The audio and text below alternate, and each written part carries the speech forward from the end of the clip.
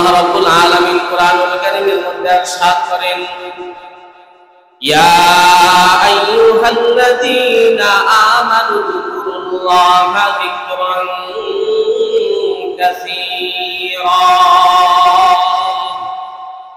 হে ঈমানদারেরা, উযকুরুল্লাহা যিকরান কাসীরা, তোমরা অধিক পরিমাণে আমি আল্লাহ তাআলার জিকির করো। কি করো? জিকির করো।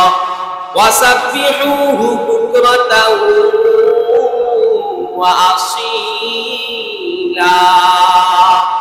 রব্বুল আলামিন বলেন, সকাল এবং সন্ধ্যা তোমরা আমি আল্লাহ তাআলার পবিত্রতা এবং মহিমা ঘোষণা করো। হুয়াল্লাযী ইউসাল্লি আলাইকুম ওয়া মালাইকাতুহু লিইউখরিজাকুম। আমি আল্লাহ পাক রব্বুল আলামিন তোমাদের প্রতি রহম করি, তোমাদের উপর রহম করি, এবং আমার ফেরেশতারা ওয়া মালাইকাতুহু লিইউখরিজাকুম, এবং আমার ফেরেশতারা তোমাদের জন্য রহমতের দোয়া করে। লিইউখরিজাকুম মিনাজ যুলুমাতি ইলান নূর, তোমাদেরকে অন্ধকার থেকে আলোর পথে আনার জন্য রহমতের দোয়া করে। আল্লাহ রাব্বুল আলামিন বলেন, ওয়া কানা বিল মুমিনিনা রহিমা। আল্লাহ রাব্বুল আলামিন বলেন, আমি আল্লাহ মুমিনদের প্রতি পরম দয়ালু। সুবহানাল্লাহ। এই হচ্ছে আয়াতের সংক্ষিপ্ত তরজমা। এখন কিছু ব্যাখ্যা বিশ্লেষণে চলে যায়।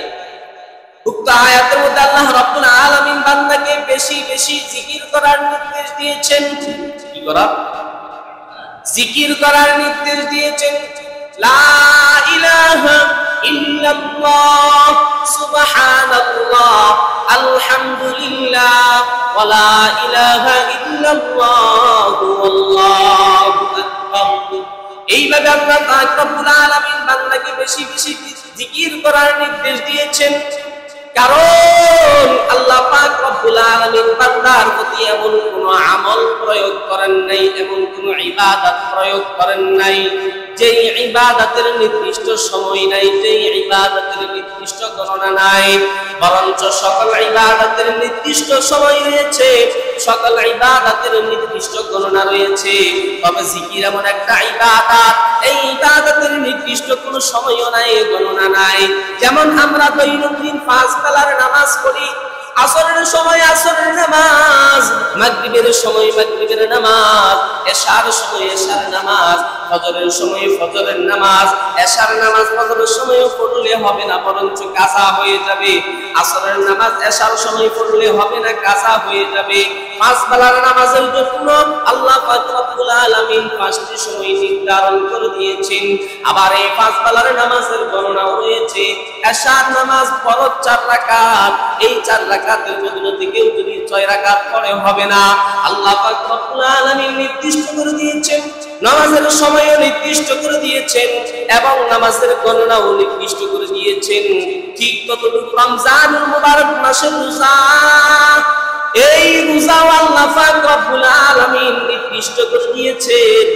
12 মাসের মধ্যে 12 মাস নয়, বরঞ্চ আমার মনে যেইভাবে চাইবে আমি ওইভাবে রাখতে পারবো না, বরঞ্চ আল্লাহ তাআলা নির্দিষ্ট একটা সময় নির্ধারণ করে দিয়েছেন রমজানুল মুবারক মাসটার মধ্যে রোজা রাখা। আবার এই রোজা 1 মাস 2 মাস 3 মাস 60 দিন 70 দিন নয়, বরঞ্চ হাতে গোনা 29 থেকে 30 দিন, তাও আল্লাহ তাআলা নির্ধারণ করে দিয়েছেন। এরপর আসেন হজ। হজের মতো একটা গুরুত্বপূর্ণ ইবাদত আল্লাহ তাআলা নির্দিষ্ট স্থান কাল নির্দিষ্ট করে দিয়েছেন। হজ সবার উপর ফরজ না। যাদের বাইতুল্লাহ থেকে ঘুরে আসতে পারবে, ঘর থেকে বের হয়ে বাইতুল্লাহ পর্যন্ত ঘুরে এসে ঘরে আসতে পারবে, তাদের উপর হজ ফরজ। আবার এই হজ যেই কোনো জায়গায় গিয়ে আদায় করলে হবে না, বরঞ্চ নির্দিষ্ট একটা স্থানের মধ্যে যাওয়া লাগবে।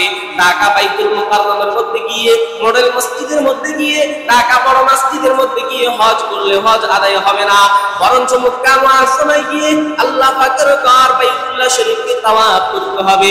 রাসূল কারীম সাল্লাল্লাহু আলাইহি ওয়াসাল্লামের কবরকে জিয়ারত করতে হবে। এর নাম হচ্ছে হজ, আর এর মাধ্যম দিয়ে হজ আদায় হয়ে যাবে। সুবহানাল্লাহ। তাহলে কি বুঝতে পারলাম? হজ আল্লাহ তাআলা নির্দিষ্ট করে দিয়েছেন, স্থান কাল নির্দিষ্ট করে দিয়েছেন।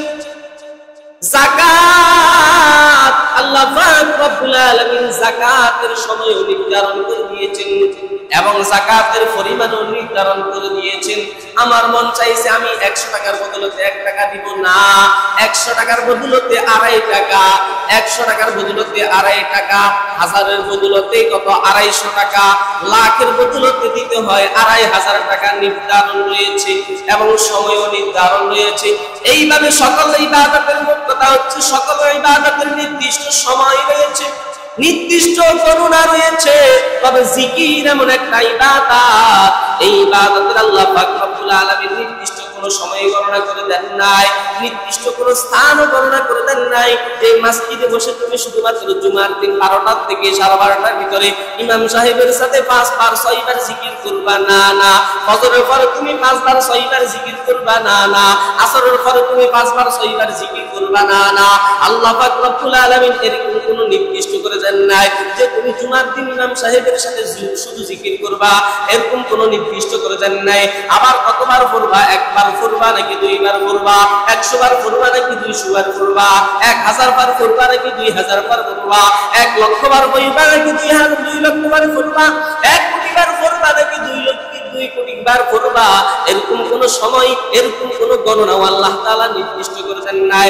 বরঞ্চ আল্লাহ রাব্বুল আলামিন বান্দাকে বলেছেন, হে বান্দা, তোমরা অধিক পরিমাণে আমি আল্লাহর জিকির করো। সুবহানাল্লাহ।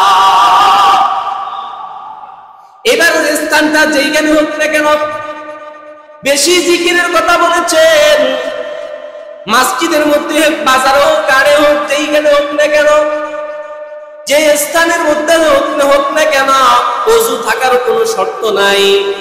ওযু থাকা অবস্থায়, ওযু না থাকা অবস্থায়, বাড়িতে, ঘরে, বাজারে, হাসপাতালে, যে যেখানে থাকুক না কেন, সর্বহালতে রব্বুল আলামিনের জিকির করা। আর এই জিকির শুধুমাত্র ফজরের সময় একটু করলাম, জোহরের সময় একটু করলাম, এটাকে অধিক জিকির বলা হয় না। বরঞ্চ আমার জীবনের শুরু লগ্ন দিয়ে মৃত্যু পর্যন্ত, জীবনের শেষ সীমানা পর্যন্ত মাওলা পাকের জিকির আমার জবানের মধ্যে জারি রাখা।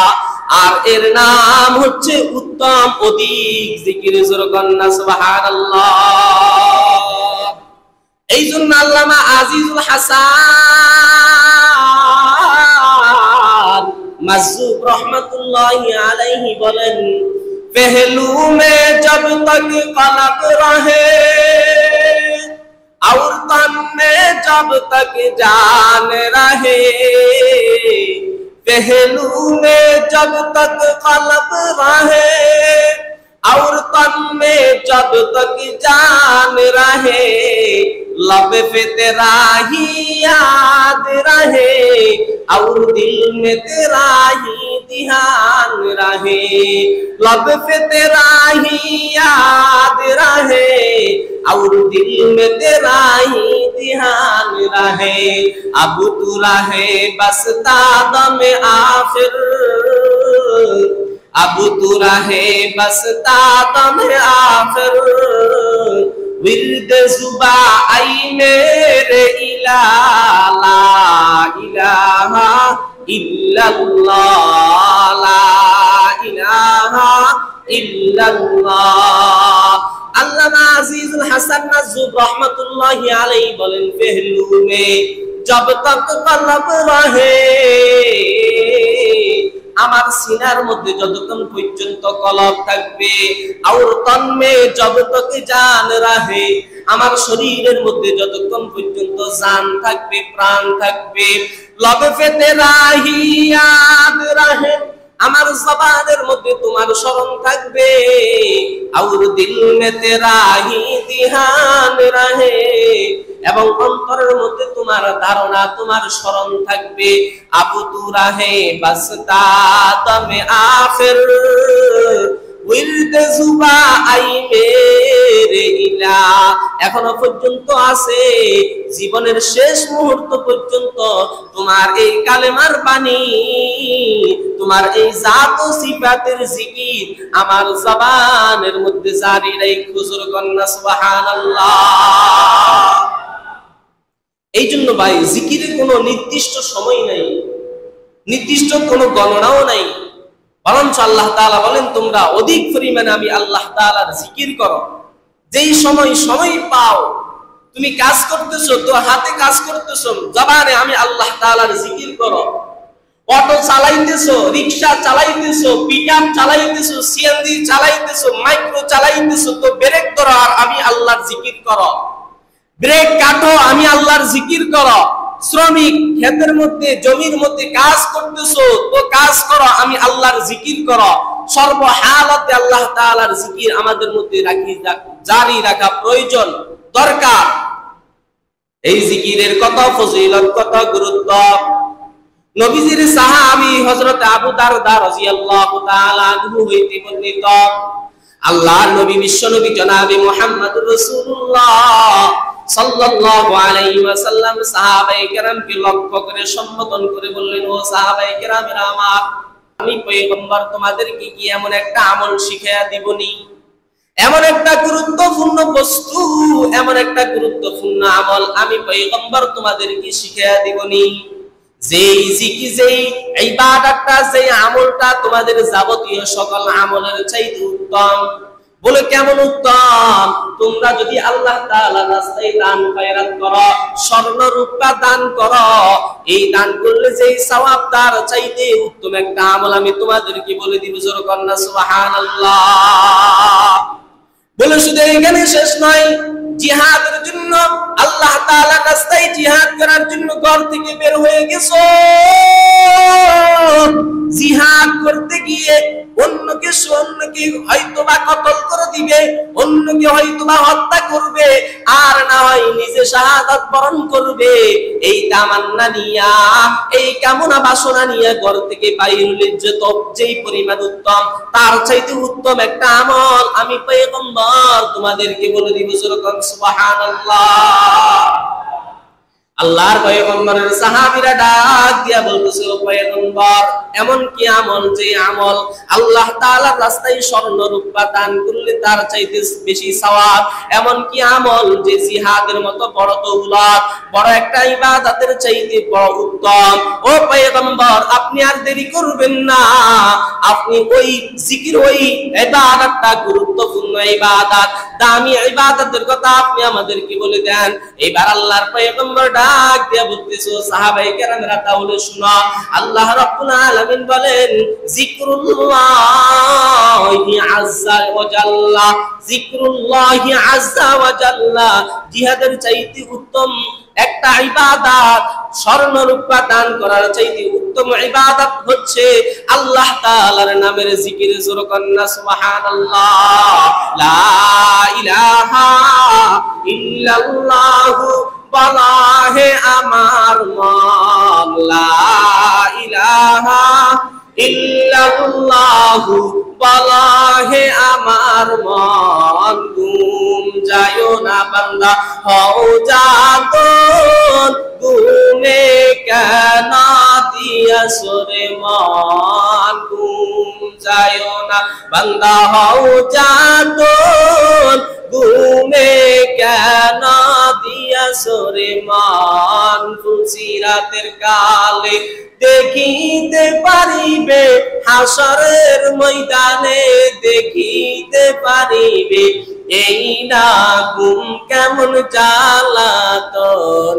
লা ইলাহা ইল্লাল্লাহ, লা ইলাহা ইল্লাল্লাহ, লা ইলাহা ইল্লাল্লাহ।